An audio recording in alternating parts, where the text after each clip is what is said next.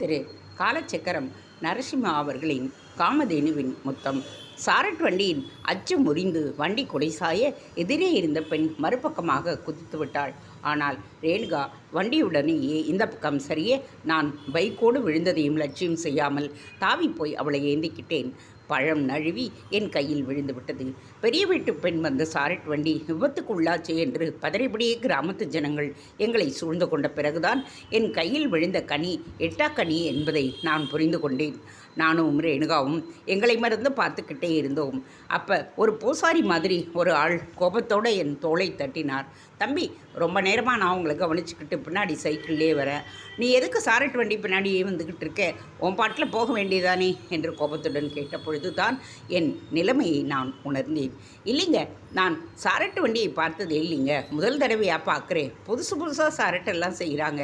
ஆனால் இந்த புராதன சாரட்டு வண்டிக்கு அது ஈடாகுமா? என்னையும் அறியாமலே சாரட் வண்டியை பார்த்துக்கிட்டே பைக் ஓட்டினதாலே எதிரே வர்ற பஸ்ஸை கவனிக்காமல் விட்டுட்டேன். என்னை மன்னிச்சிடுங்க மேடம், உங்களுக்கு காயம் எதுவும் படலையே என்றான். என்னுடைய சமாளிப்பு அந்த பூசாரியை வாயடைக்க வைத்து விட்டது. என் சமாளிக்கும் திறமை அவளை கவர்ந்திருக்க வேண்டும். கழுக்கென்று சிரித்தாள். பேய் பங்களா கதவை திறக்கும்போது க்ரீச் என்று ஒலி கொடுப்பாங்க சினிமாவில். ஆனால் காதல் உலகு கதவு திறக்கும்போது கழுக்கென்று தானே ஒலி கேட்கும். அந்த சிரிப்பில் அவளுடைய இதயத்தை நானும் என் இதயத்தில் அவளும் நுழைந்து விட்டோம். நரேன் சொன்னான்.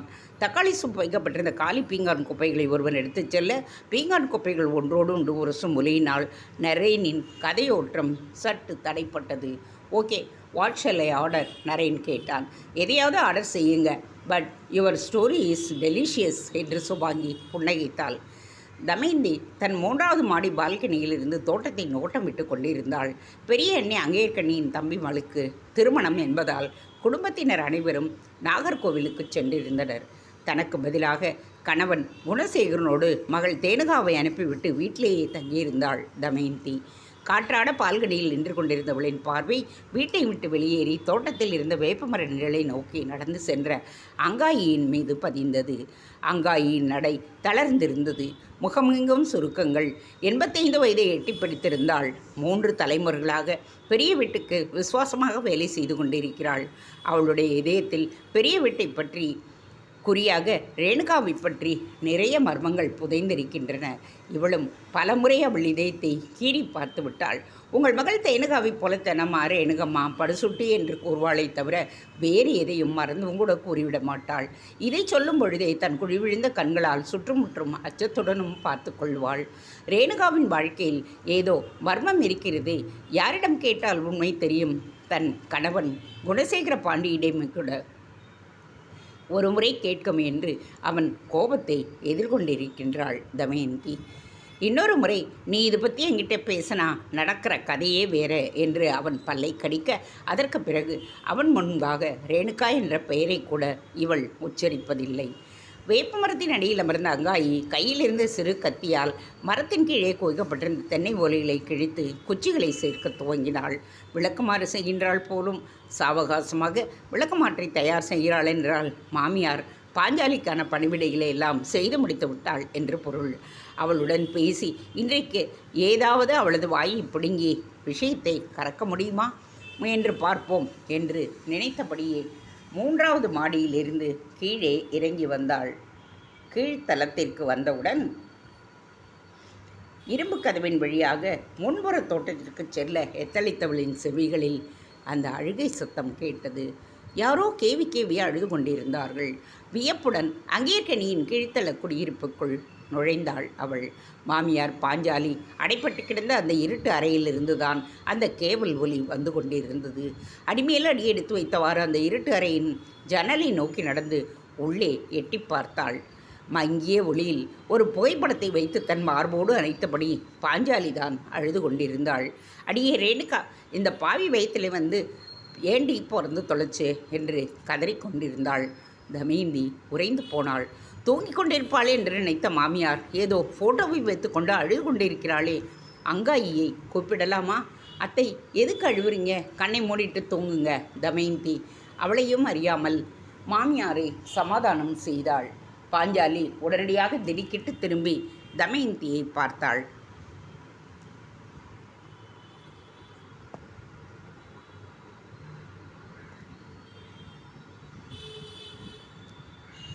பிறகு மெதுவாக தலை உயர்த்து முகத்தை மறைத்திருந்த முடிக்கற்றைகளின் வழியாக தன் பார்வையை ஜன்னல் பக்கமாக ஓடவிட்டாள். ஜன்னல் கம்பிகளை பற்றியபடி நின்றிருந்த தமயந்தியை பார்த்ததும் அவளுடைய முகத்தில் சிறு மாற்றம்.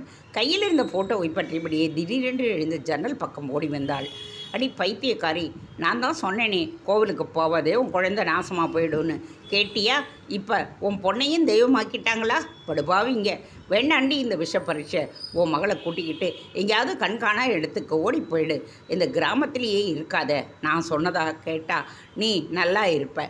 இல்லைனா நீயும் இந்த இருட்டு ரூம்குள்ளே தான் என்ன மாதிரி கிடப்ப. ஓடிப்போ ஓடிப்போ. அலறலாக துவங்கிய பாஞ்சாலியின் குரல் ஓலமாக மாறி தோட்டத்து வேப்ப மரத்தை எட்டியது. பாஞ்சாலியின் குரலை கேட்டு அங்காயி பரபரப்புடன் வீட்டை நோக்கி நடந்து வந்தாள். சட்டென்று பாஞ்சாலியின் குரல் கிசுகிசுவென்று மாறியது. சின்ன மருமவளே, என் வீட்டுக்காரன் தாந்தோணி பாண்டி கேவலமான மனுஷன். அவனோட ரத்தம் உன் புருஷன். அவங்கிட்ட ஈவு இறக்கத்தை எல்லாம் எதிர்பார்க்காத. உன் பொண்ணை காப்பாற்றிக்கோ. என்னை மாதிரி கோட்டை விட்டுடாத. என் கண்மணி ரேணுகாவுக்கு நேர்ந்த நிலைமை உன் மவளுக்கு நேரக்கூடாது. என்னோட மவ எவ்வளவு அழகு தெரியுமா? நீ பார்த்திருக்கியா? இதோ பாரு என் மவ ரேணுகாவை. தன் கையில் இருந்த புகைப்படத்தை தமயந்தின் முன்பாக காட்ட அவள் மலைத்து போனாள். தேனுகாவை போன்றே அழகு. ஆனால் நவநாகரிகம் என்கின்ற பெயரில் காலத்திற்கேற்ப சில அலங்காரங்கள் தேனுகாவின் அழகை மட்டுப்படுத்த வைத்திருந்தன. ஆனால் படத்தில் காணப்பட்ட ரேணுகாவின் பேரழகு பிட்டமாக திகழ்ந்தாள். அந்த காலத்து வடநாட்டு இளவரசிகளைப் போல் பேரெழில் பொங்க அப்சரசை போல் அந்த படத்தில் அவள் திகழ்ந்தாள். இவள்தான் ரேணுகாவா? அத்தை, ரேணுகாவுக்கு என்னாச்சு? பரபரப்புடன் கேட்டாள் தமயந்தி. அதை எப்படி என் வாயால் சொல்ல வேண்டி சின்ன மருமவளே? புலம்பினாள் பாஞ்சாலி. பாழாய்ப்போன காமதேனு என் கண்ணில் மட்டும் படாமல் இருந்திருந்தா, இந்த காமதேனுவை பார்த்தேன் என் புருஷன்கிட்ட நான் சொல்லாமல் இருந்திருந்தா, இந்த நேரம் என் பொண்ணுக்கு குடியும் கொடுத்து நம்ம பேரம் பேத்திங்களோட நானும் சந்தோஷமாக இருந்திருப்பேன். அவளும் சந்தோஷமாக இருந்திருப்பாளே என்று புலம்பினாள். பெரியம்மா பெரியம்மா. இரும்பு கதவை கடந்தபடி அங்காயி குரல் கொடுத்து வருவதை கேட்டது. கிழவி வர்றா. இனிமே நான் பேச மாட்டேன். நடந்ததை குலதனங்கிட்ட கேளு. என் அவளோட ஆத்மார்த்த சிநேகிதியவ கணக்கு பிள்ளை சிவனேசனின் பொஞ்சாதி என்றவள் அவசரமாக ரேணுகாவின் புகைப்படத்தை பெட்டியில் வைத்துவிட்டு கட்டிலில் அமர்ந்தபடி முன்னும் பின்னுமாக ஆடியபடியே அடே என்று குரல் கொடுத்தாள். உள்ளே வந்த அங்காயி தமயந்தி ஜன்னல் பக்கமாக நிற்பதைக் கண்டு வியந்தாள். அம்மா, நீங்களா? டிவி பார்த்துக்கிட்டு இருந்தேன் அங்காயி. மாமியாரின் அலறல் கேட்டது. தனியாக நீ என்ன கஷ்டப்படுறியோன்னு கீழே வந்தேன். அவங்களுக்கு மாத்திரை கொடுத்துட்டியா? தமயந்தி கேட்டாள். கொடுத்தம்மா, தூங்கிட்டாங்களேன்னு தான் தோட்டத்து பக்கமாக போனேன். நீங்கள் போங்கம்மா, நான் பார்த்துக்கிறேன். அங்காயி சொல்ல தமயந்தி கீழ் போர்ஷனை விட்டு விட்டு வந்தாள். அவளுக்கு ஒன்றுபட்ட உறுதியாக மனதில் பட்டது. அவள் மாமியார் பாஞ்சாலி பைத்தியம் அல்ல, சித்த சுவாதீனம் இல்லாதவளை போல் நடிக்கின்றாள். சிவனேசனின் மனைவி குலதனம் ரேணுகாவின் உயிர் தொழியாமே. அவளை சந்தித்தால் நடந்தது தெரிய வருமோ? மாடிக்கு செல்லும் எண்ணத்தை கைவிட்டுவிட்டு இரும்பு கதவை கடந்து துளசி மாட முற்றத்தையும் தாண்டி இடைக்கழி திண்ணைக்கு சென்றாள் தமயந்தி. ஏதோ திருமுறை பாடலை முணுமுணுத்தபடியே சிவனேசன் கணக்கு வழக்குகளை நோட்டமிட்டு கொண்டிருந்தார். தன் அருகே நிழலாடியதைக் கண்டு கண்களை கணக்கு புத்தகத்திலிருந்து உயர்த்தினார். என்னம்மா, பெரியம்மாவுக்கு உடம்பு சரியில்லையா என்ன? டாக்டரை கூப்பிடவா? கண்ணாடி மூக்கின் மீது வழிந்திருக்க மேற்பகுதி வழியாக இவளை நோக்கினார் சிவனேசன். தேவையில்லை கணக்கு பிள்ளை, தூங்கிக்கிட்டு தான் இருந்தாங்க. ரேணுகாவை பற்றி ஏதாவது கணா கண்டிருப்பாங்க. ஜாடையாக அவரை கவனித்தபடியே கூறினாள் தமயந்தி. பட்டை பட்டையாக திருநீரு, கழுத்தில் ருத்ராஜ மாலையும் மணிக்கட்டு நிறைய சிவப்பு நூல்களுமாக சிவப்பழமாக காட்சியளித்தார் அவர். சிவனேசன், நீங்கள் எத்தனை வருஷமாக இந்த வீட்டில் வேலை செஞ்சுக்கிட்டு வரீங்க? தமயந்தி கேட்டதும் சிவனேசன் மிடறு விழுங்கினார். வீட்டு மருமகள் எவளாவது இவரது சர்வீஸை பற்றி கேட்டால் வீட்டில் நிலவும் வில்லங்கங்களை பற்றி தொடர்ந்து பேசப் போவதாகத்தான் அர்த்தம் என்பது அவருக்கு தெரியாதா என்ன? அதுவும் ரேணுகா ரேணுகா என்று சற்று முன்பாக அந்த பெரியம்மாவின் அலறல் சத்தம் கேட்ட பிறகு கடைக்குட்டி மருமகள் இப்பொழுது இவரது சர்வீஸை பற்றி கேட்கிறாள் என்றால் இவர் எச்சரிக்கை அடைந்துதானே ஆக வேண்டும்.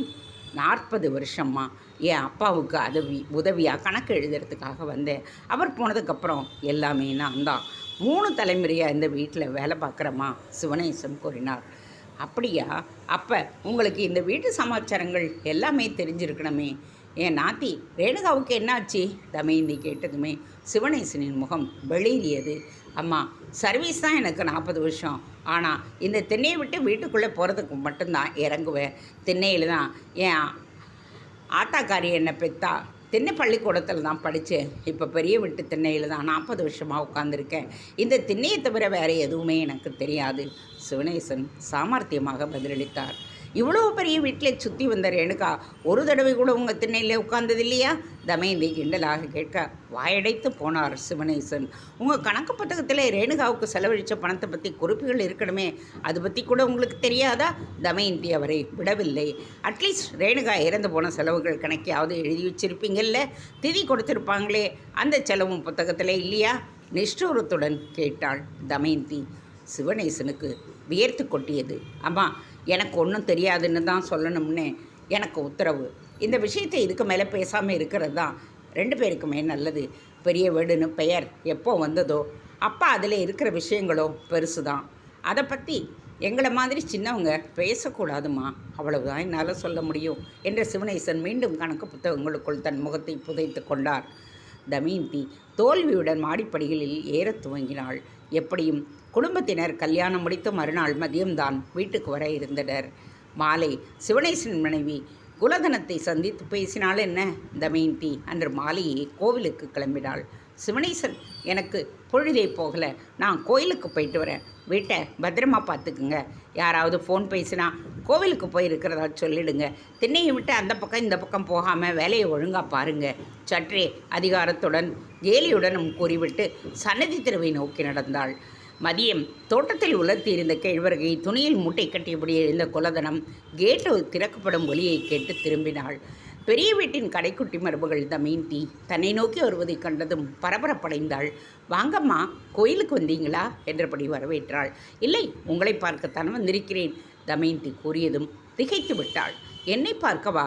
ஆமாம், என் பொண்ணு தேனகாவோட எதிர்காலத்தை குறித்து நாம் பேசணும். தமயந்தி சற்றே காட்டத்துடன் சொல்ல குலதனத்தின் முகம் மாறியது. வாங்கம்மா, உள்ளே போகலாம் என்றபடியே பின்புறம் இருந்த தன் புருஷனை நோக்கி நடந்தாள். குலதனம் நீட்டிய நேர்முறை ஒரே மூச்சில் குடித்து முடித்த தமயந்தி காலிட்டமரை அவளிடம் நீட்டினாள். குலதனம், நீங்கள் தான் ரேணுகாவோட 6 இயர் சிநேகிதியாமே? யார் சொன்னாங்க? அதிர்ந்தாள் குலதனம். வீட்டில் ரேணுகாவோட டைரியை பார்த்தேன், அதில் உங்களை பற்றி நிறைய எழுதியிருக்கா தமயந்தி சொன்னாள். மாமியார் பாஞ்சாலி சொன்னாள். அவள் பைத்தியமில்லை என்று கூறினாள். புதிதாக ஏதாவது பூதம் கிளம்பலாம் என்று ரேணுகாவின் இல்லாத டைரியின் மீது பழியை போட்டாள் தமயந்தி. சிறிய மௌனத்திற்கு பிறகு குலதனம் தலையசைத்தாள். ஆம், நானும் அவளும் சின்ன வயசுலேருந்து இணைப்பிரியாத சிநேகிதுங்க. அவளும் நானும் ஒன்றாதான் சாரட் வண்டியிலே போவோம். ஆமோதித்தாள் குலதனம். என்னை மாதிரியே என் மாமியாரும் கோவிலுக்கு காமதேனுவை பார்த்தப்புறம் பிறந்தவள் தானா ரேணுகா? என் பொண்ணு மாதிரியே அவளுக்கும் பலவித சக்தி இருந்ததாமே தமயந்தி கேட்டாள். ஆமாம்மா, தேனகாம்பாள் பிடிவாதமா சில சாங்கியங்களை ஏற்றுக்க மறுத்துக்கிடுறாங்க. ஆனால் ரேணுகா அப்படி இல்லை, எல்லா சாங்கியங்களையும் ஏற்றுக்கிட்டு கிரமப்படி செஞ்சவங்க. ஒரே தடவை காமேஸ்வரர் திருவிழாவுக்கு பக்கத்து ஒரு கோவிலில் யானையை தெரிவிச்சிருந்தாங்க. திடீர்னு யானைக்கு மதம் பிடிச்சி ஓட ஆரம்பிச்சது. எல்லோரும் கொய்யோ முறையோன்னு கத்திக்கிட்டு ஓடுனாங்க. அதில் பெரிய வீட்டு சகோதரர்களும் அடக்கம். அந்த சமயம் கோவிலில் உள்ள ரேணுகாவும் நானும் இருந்தோம். உள்ளில் இருந்தபோது விஷயத்தை கேள்விப்பட்டு ரேணுகா தைரியமாக யானைக்கு முன்னாடி போய் நின்னா. நான் கூட அவளை தடுத்து பார்த்தேன், அவள் கேட்கவே இல்லை. நீங்கள் நம்ப மாட்டீங்க, தான் முன்னாடி வந்து நின்ன ரேணுகாவை பார்த்ததும் யானை பிளிரிக்கிட்டே அவள் முன்னாடி மண்டி போட்டது. அதுக்கப்புறம் ரேணுகா இந்த கிராமத்துக்கு தெய்வமாக ஆகிட்டா.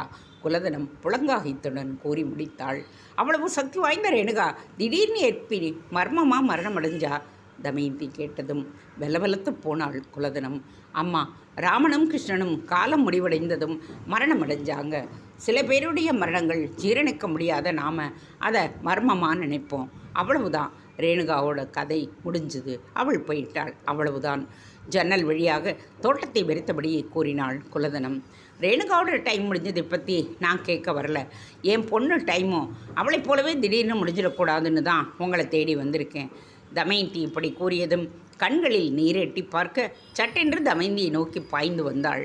அம்மா, உங்கள் மனசு என்ன பாடுபடுதுன்னு எனக்கு புரியுது. ஆவணி அஷ்டமி அன்னைக்கு கோவிலுக்கு வந்த தேனுகா நெகிழ்ந்து போன சேலையை திருப்பி கட்டிக்க என் வீட்டுக்குள்ளே வந்தா. அவளை பார்க்கும் பொழுது அசப்பில் என் தோழி ரேணுகாவை பார்ப்பது போலவே இருந்தது. அவங்க தனியாக வந்திருந்தா, அசட்டு பொண்ணே, எவனையாவது கல்யாணம் பண்ணிக்கிட்டு நிம்மதியாக எங்கேயாவது போய் வாழுன்னு நான் சொல்ல துடித்தேன். கூட உங்கள் அண்ணி கற்பகமும் வந்திருந்ததால் ஒன்றுமே பேச முடியல. ரேணுகாவுக்கு நிகழ்ந்த கதி தேனுகாவுக்கு நிகழக்கூடாதும்மா. அவளுக்கு சீக்கிரம் கல்யாணம் செஞ்சு வச்சுடுங்க. குலதனம் தமயந்தியின் கையை பற்றி கொண்டு கதறியே விட்டாள். உங்கள் நல்ல மனசுக்கு நன்றி குலதனம். என் பொண்ணு நல்லபடியாக வாழணும்னு உங்கள் உதவி அதுக்கு எனக்கு நிச்சயம் தேவை. என் மாமியார் பாஞ்சாலி மாதிரி நான் பைத்தியக்காரியாக என் மகளை நினச்சி புலம்பாமல் இருக்கணும்னா நீங்கள் நடந்த உண்மைகளை என்கிட்டயே சொல்லணும். தமயந்தி சொல்ல சொல்ல சோர்வுடன் சுவற்றில் சாய்ந்து அமர்ந்தாள் குலதனம். அவள் எல்லாவற்றையும் சொல்லிவிட சித்தமாகிவிட்டாள் என்பதை அவள் முகபாவத்தில் இருந்தே கண்டுகொண்ட தமயந்தி ஆவலுடன் அவள் முகத்தை கவனித்தாள். குலதனம் பேச ஆரம்பித்தாள். எல்லாமே நல்லா தான் போய்கிட்டு இருந்துச்சுமா. ஒரு முறை ரேணுகாவோட பிறந்த நாள் வந்தது. காமேஸ்வரர் கோவிலுக்கு போய் கும்பிட்டு விட்டு ஊர் மக்களோட மரியாதைகளை எல்லாம் ஏற்றுக்கிட்டு ட்ரங்க் ரோடு வழியாக பாண்டியம்மன் கோவிலுக்கு சாரட்டு வண்டியிலே போய்கிட்டே இருந்தோம். அப்போ ஒரு பையன் தன்னோட பைக்கில் எங்கள் சாரட்டு வண்டியை பின்னாடியே வந்தான். காதல் கல்யாணம் எல்லாம் தன்னோட வாழ்க்கையிலே எப்போவுமே கிடையாது. தான் ஒரு தெய்வ பிறவின்னு அடிக்கடி சொல்லுவா ரேணுகா. காதல் சினிமா புத்தகங்கள் எல்லாமே அவள் தவிர்த்துத்தான் வந்தாள். கூடிய வரையில் பையன்கள் இருக்கும் பக்கம் திரும்பவே மாட்டாள். ஊரை உலா வரும்போது கூட பையன்கள் இருக்கிற பக்கம் போக மாட்டாள். அப்படிப்பட்ட அவள் தன் அண்ணன்களுக்கு தெரியாமல் அனார்கலி படத்தை என்னோட பார்க்க வந்தாள். படத்தை பார்த்த அவள் அதை பற்றி ரொம்ப நேரம் விவாதித்தாள். காதல் என்பது எல்லாம் பைத்தியக்காரத்தனம், அதுக்காக உயிரை கொடுக்கிறதெல்லாம் முட்டாள்தனம், கோபம், பொறாமை, எரிச்சல் போல காதலும் ஒரு துர்குணம் என்று வசனமெல்லாம் பேசினான். அப்படிப்பட்டவதான் தன்னையும் அறியாமல் காதலில் விழுந்துட்டா. அதுவும் யாரோட முன்பின்பே பார்த்திராத யாரோ ஒரு பையன் பைக்கில் சாரட் வண்டி பின்னாடியே வந்தவன் மேலே காதல் வசப்பட்டுட்டா. அவனை அவள் பார்க்கவே இல்லை. நான் தான் அந்த பையன் நம்ம பின்னாடி வருதாரே என்று அவளுக்கு காட்டினேன். அவனை பார்த்ததுமே அவள் மயங்கிட்டா. இத்தனைக்கும் எங்கள் சாரட்டுக்கு பின்னாடி அழகர் கோடங்கி சைக்கிளில் வந்துக்கிட்டு இருந்தார். அந்த பையன் ரேணுகாவை பார்த்தபடியே பைக்கை ஓட்டிக்கிட்டு வந்தான். எதிரிலே ஒரு பஸ் வேகமாக வந்தது. அதை கவனிக்காமல் அவன் ரேணுகாவை பார்த்துட்டு பைக்கை ஓட்டினான். ரேணுகா அலறிட்டா. அப்போ அவன் தான் பைக்கை எங்கள் வண்டி மேலே மோத அச்சு முறிந்து சக்கரம் உருண்டோடி போயிடுச்சு. வண்டி கொடை சாய்ந்தது. நான் மறுபக்கமாக கீழே குதிச்சிட்டேன். ஆனால் ரேணுகா சுதாரிச்சுக்கிறதுக்குள்ளே வண்டி உடைஞ்சி போயிடுச்சு. கீழே விழுந்த ரேணுகாவை அந்த பையன் பிடிச்சிக்கிட்டான். இந்த காட்சியை பார்த்ததும் கோடங்கிக்கு பயங்கர கோபம். அந்த பையன்கிட்டே சண்டைக்கு போனார். அவன் எவ்வளவு சமாதானம் சொல்லியும் அவர் கேட்கவில்லை. அப்போ ரேணுகா ஒரு அணுகுண்டை தூக்கி போட்டாள். சுற்றி நின்ற கிராமத்து ஜனங்கள் எல்லோரும் ஸ்தம்பித்து போயிட்டாங்க. குலதனம் கூற அவளுடைய குரல் நடுங்கியது. நரேனின் கண்களில் பரவசம் மிகுந்திருந்தது. நான் எவ்வளவு சமாதானம் சொல்லியும் அந்த பூசாரி கேட்கவில்லை. வேண்டுமென்றே நான் அந்த சாரட் வண்டியிலே மோதினதா சொன்னார். அப்போ தான் ரேணுகா ஒரு பாம் ஷெல் போட்டா. நான் மட்டும் இல்லை, சுற்றி நின்ற கிராமத்து ஜனங்கள் எல்லோருமே திகைச்சுத்தான் போயிட்டாங்க. நரேன் கூற அனைவரும் அவளை ஆவலுடன் பார்த்தனர். What was the bombshell? Shubhangi தாளமாட்டாமல் கேட்டே விட்டாள். கோடாங்கி, நான் தான் இவரை என் பின்னாடி வர சொன்னேன். இவரை எனக்கு ரொம்ப பிடிச்சிருக்கு. என்னை தேனுகாம்பாளான்னு நினச்சிங்கன்னா இவரை காமேஸ்வரர் சாமியான்னு நினையுங்க. அந்த பொண்ணு சொன்னதும் அந்த பூசாரி ஆன்னு வாய்விட்டே அலறிவிட்டார். ஜனங்களும் கிசுகிசுன்னு தங்களுக்குள்ளேயே பேசிக்கிட்டாங்க. பிறகுதான் எனக்கு தெரிஞ்சது அந்த ஊர் கோவில் ஈஸ்வரனுடைய பெயர் காமேஸ்வரன், அம்மன் பெயர் தேனுகாம்பான்னு. இதைவிட தன் காதலை யாரால் அழகாக தெரிவிக்க முடியும்? ரேணுகாவை பார்த்த பிறகு மெடிக்கல் கேம்புக்கு திருவனந்தபுரம் போகிற எண்ணத்தையே கைவிட்டு விட்டேன். நான் ரகசியமாக ரேணுகாவை பின்தொடர்ந்தேன். பாண்டியம்மன் கோவில் பூசை நடந்துக்கிட்டே இருந்த போதே அவளுடைய அப்பாவும் சகோதரர்களும் அவசரமாக வந்துட்டாங்க. அவ்வளவுதாம்மா, என் வயத்தில் பாலை வார்த்தாயின்னு சொல்லிவிட்டு அவள் அப்பா அவளை அழிச்சிக்கிட்டு போயிட்டாரு. I got confused. நிஜமாகவே அந்த பொண்ணு என்னை லைக் பண்ணினாளா, இல்லை அந்த கோடங்கி கேலி செய்வதற்காக அப்படி சொன்னாளான்னு தெரியாமல் மனசு சங்கடப்பட்டது. உண்மையிலேயே தெரிஞ்சுக்கணும்னு திருவனந்தபுரத்தில் பயணத்தை கேன்சல் செய்துவிட்டு புதுக்கோட்டை வீட்டிலேயே ரூம் எடுத்துக்கிட்டு தங்கிட்டேன். அப்புறம் என்னாச்சு? அம்சவர்தனி படபடத்தாள். கதையை கேட்குற உனக்கே இவ்வளவு படபடப்பாக இருக்கே, எனக்கு எப்படி இருந்திருக்கோம். என் கண் முன்னாடி அவள் உருவம் நிழலாடிக்கிட்டே இருந்தது.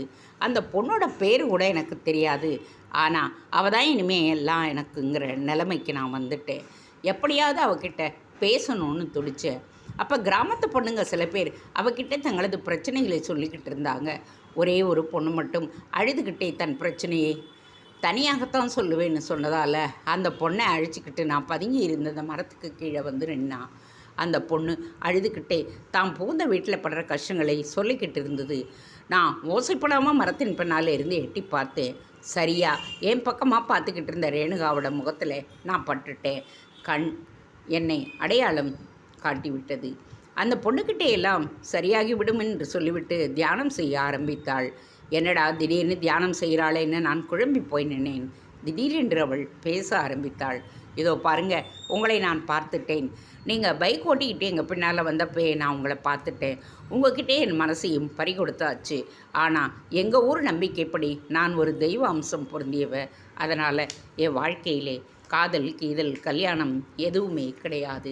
நேரத்தை வீணாக்காமல் உங்கள் வழியை போய்கிட்டே இருங்க. பின்னால் வர்ற வேலையெல்லாம் வச்சுக்காதீங்க. என் குடும்பம் ரொம்பவும் மோசமானது, அவ்வளவுதான் என்னால் சொல்ல முடியும்னு சொல்லிட்டு திருப்பி கோயிலுக்கு போயிட்டா. நரேன் கூற வனமாலி அவரை ஆர்வத்துடன் பார்த்தார். இப்போ தானப்பா கதையில் சூடே பிடிக்குது. மீண்டும் பேரர் புதிதாக ஆர்டர் செய்யப்பட்ட ஐட்டங்களை கொண்டு வந்து மேஜை மீது பரப்ப சிறிது நேரம் அங்கு மௌனம் நிலவியது. பேரர் அப்பால் நகர்ந்ததும் சுபாங்கி ஆர்வத்துடன் கேட்டாள், வாட் ஹேப்பன் தென்? அந்த பொண்ணு இப்படி சொன்னதும் எனக்கு பைத்தியம் முடிச்சது போல ஆயிடுச்சு. அவள் பாட்டுக்கு பேசிட்டு போயிட்டா. ஆனால் என்னமோ அவளை பற்றிய நினைவுகளை என்னால் தான் தள்ள முடியல. வேறு என்ன செய்யறதுன்னு அந்த புதுக்கோட்டை ரூம்லேயே அடைஞ்சு கிடந்தேன். எப்படியாவது இன்னும் ஒரே ஒரு தடவை அவளை பார்த்து பேசணும்னு நினச்சிக்கிட்டு இருந்தப்போ தான் நான் தங்கியிருந்த அந்த லாட்ஜில் ஒரு அண்ணன் தம்பியும் தங்கியிருந்தாங்க. அவங்க ஆரம்பிக்கிற புது தொழிலுக்கு ரேணுகாவோட ஆசீர்வாதம் வாங்கிறதுக்காக கோவூர் போக போகிறது தெரிஞ்சுக்கிட்டு அவங்கக்கிட்ட நான் பேச்சு கொடுத்தேன். அப்போ தான் அவள் பெயர் ரேணுகான்னு தெரிஞ்சுக்கிட்டேன். ரேணுகா கிட்ட ஆசி வாங்கிறதுக்காக அவங்களோட நானும் வரலாமான்னு கேட்டேன். அவங்க சம்மதம் தரவே அவங்க கூட கோவூருக்கு போனேன். பெட்டியிலேயே பணத்தை காணிக்கையாக தந்து அவங்க ஆசி கேட்டதும் ரேணுகாவோட குடும்பத்தாருக்கு அவங்க மேலே நல்ல மதிப்பு. கூட போன என்னையும் மரியாதையாக வரவேற்று உபசரித்து உட்கார வச்சாங்க. புலியோட குகைக்குள்ளே நான் போய் உட்கார்ந்துட்டேன். என் கண்கள் ரேணுகாவோட தரிசனத்துக்காக அலைப்பாய்ந்தது. இப்படியும் அப்படியுமா என் கண்கள் சுற்ற மாடியிலிருந்து கீழே இறங்கி வந்தாள் ரேணுகா. என்னை பார்த்ததுமே அவள் கண்களுக்குள் லேசாக ஒரு வித பதற்றம். இவர் யாரு? என்னை பார்த்து ரேணுகாவோட அப்பா தாந்தோணி பாண்டியன் கேட்டார். எனக்கு வாய் உணர்ந்து போச்சு. நல்ல வேளை என்னை அழைச்சிக்கிட்டு போனவங்க இவர் எங்கள் நண்பர்னு சொல்லிட்டதால விஷயம் அத்தோடு முடிந்தது. ரேணுகா, இவங்க உங்ககிட்ட ஆசி வாங்க வந்திருக்காங்க. அவங்களுக்கு எல்லா முயற்சியிலேயும் வெற்றி கிடைக்கணும்னு ஆசி கூறுமா தன் தந்தை சொல்ல ரேணுகாவும் அப்படியே கூறினாள். அவளுடைய அந்த வார்த்தை எனக்கு பெரும் நம்பிக்கையை ஏற்படுத்தியது. ரொம்ப நன்றிங்க. உங்களுடைய வார்த்தைகள் எனக்கு பெரும் நம்பிக்கையை தர்றதுங்க. நான் சொன்னதும் அவள் முகத்தில் அதி பொன் சிரிப்பு. மோர் குடிச்சிட்டு கிளம்புங்க என்று தாந்தோணி வேலைக்காரரிடம் மோர் கொண்டு வர சொன்ன சமயம் சிவபூஜையில் கரடி நுழைந்தது. நரேன் கூறினான். அப்படின்னா? சந்தீப் வியப்புடன் கேட்டான். எந்த கோடாங்கி என்னை தகராறு செஞ்சானோ அந்த கோடாங்கி பெரிய வீட்டருக்குள்ளே வந்தார். அவர் என்னை உடனே அடையாளம் தெரிஞ்சுக்கிட்டாரு. நரேன் சொல்ல, மை காட் என்று மற்ற நால்வரும் ஏக சமயத்தில் சொல்ல, தாஜ் கிளப் ஹோட்டல் ஒயாசிஸ் ஹாலில் உணவருந்தி கொண்டிருந்த மற்ற மேஜைகளில் அமர்ந்திருந்தவர்கள் வியப்புடன் இவர்கள் பக்கமாக திரும்பினார்கள். தேங்க்ஸ் ஃபார் வாட்சிங். Please subscribe.